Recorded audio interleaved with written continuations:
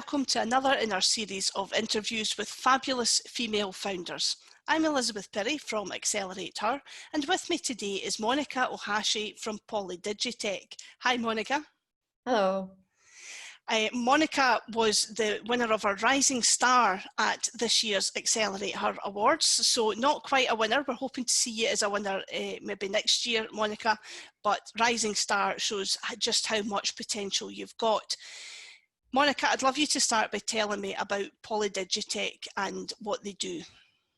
Okay, so I am the CIO at PolyDigi Tech. So what we do is we'll provide a multi-factor authentication solutions. So basically, it is the second gate before, it's a second gatekeeper before a user can access a certain services. For example, when you log into an online bank account, usually a user enters their username and password. That's the first gate. And then our solution is that we provide a solution where the users have to authenticate themselves before they can access the provider's service. So we are the second gatekeeper. That's basically, in a very simple, to put it in a nutshell, that's the solutions what we provide. And the primary target would be payment and financial services, but it is also applicable for across other different industries for companies or businesses who requires a second layer of protections. So is that when I see someone tell me that they want me to set up two-factor authentication for accessing something, is that essentially where you come in? Yes, basically, yes, we are the second factor, so the two-factor solutions. And then, yes. And how does it work then? Is it another password that we have to create, or is it something that happens automatically in the background that we're not aware of? So the technology is highly related to telco. So from the user's perspective, it's seamless. So they only have to press the button to authorize the authentications. So to put it in a nutshell, we integrate with the service providers and the telco, and we use our unique patented technology. We take bits and fragments of information provided by different verified sources, and we match and compare them so we know that this user is who he or she says she is. Fantastic. That sounds very technical and complicated, so I'm glad you're in control of it there. So does that mean no more of these tick all the boxes that have got telephone poles in them or whatever that you get when you're trying to log into something?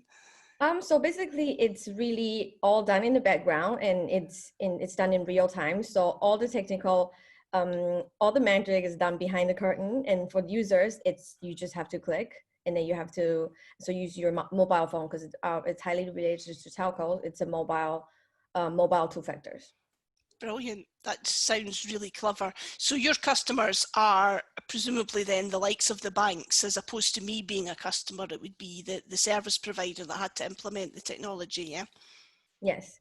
Yeah. So so basically, it could be applied to. So the core technology it's just authentication solutions, but it could be customized into various different ways depending on the client's need. And usually the reason why banking and payment services, financial services would be our primary target is that these are the services that usually require higher security. Yeah. But also we are also looking into other different industries, for example, e-commerce or IoT services, that also pretty much any services that requires a extra layer of protection. Yeah, basically that. Yeah, fantastic. And Monika, I know you're fairly new into Scotland, aren't you? The company was encouraged to set up in Scotland, which is it's fantastic for us. First of all, how are you finding Scotland? I actually love it here. I was in Tokyo before this, so it's a very big city. The scenery and lifestyle is very different.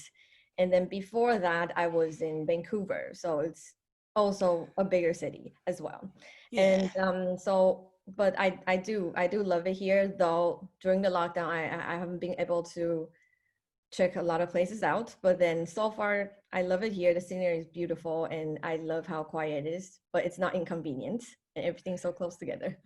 Oh, that's great. We'll maybe Yeah. have the Scottish Tourist Board pinching this for their website as well. It's absolutely true. We do have some beautiful scenery, although I imagine there's some nice scenery around Tokyo and Vancouver as well.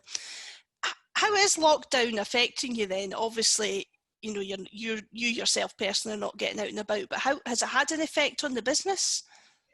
I think as a tech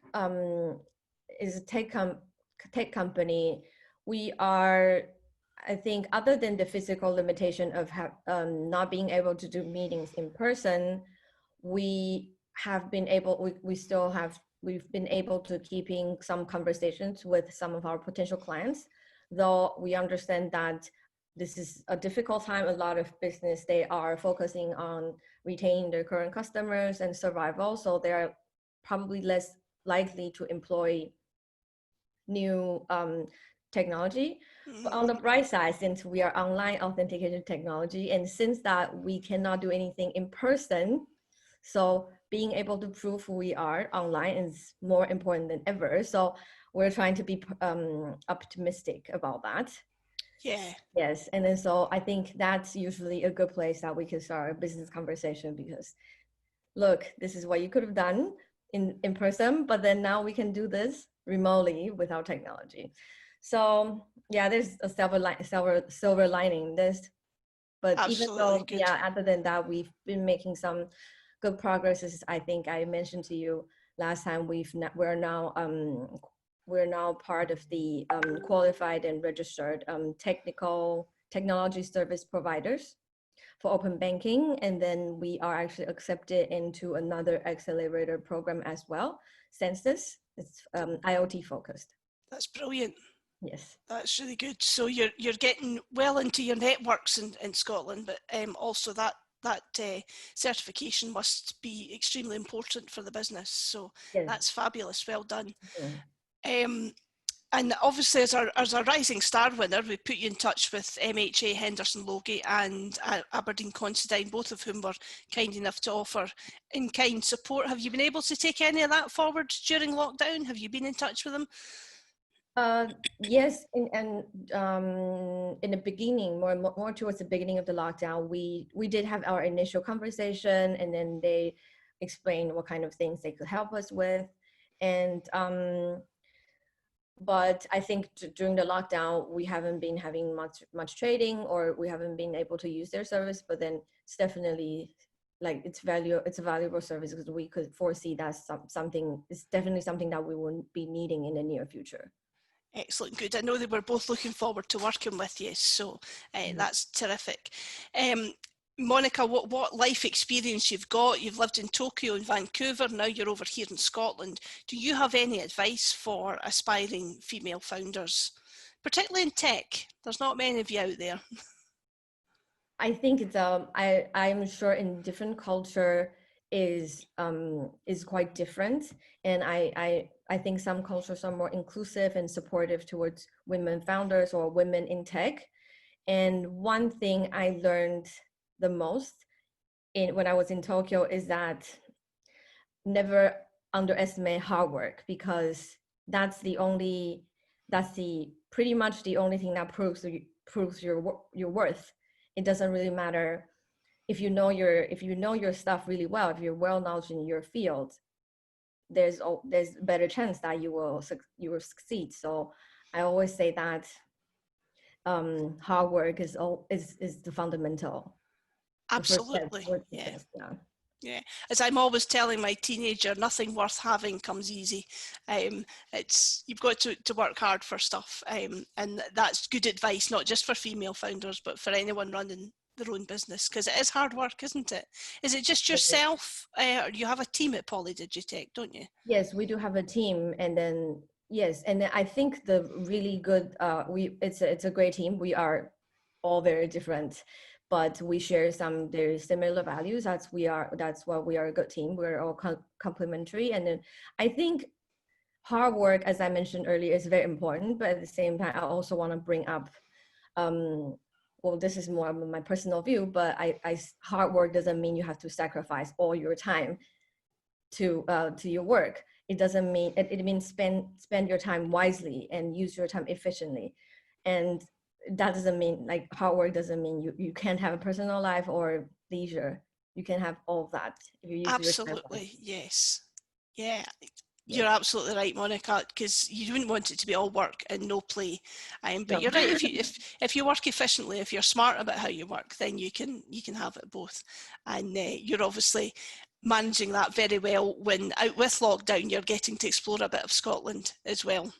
Do give me a shout if you ever come up to Aberdeen to visit. I would definitely love to, yes. Monica, it's been an absolute pleasure talking to you. We could talk all afternoon, but as I've said to other participants, we do try to keep it to about the 10-minute mark.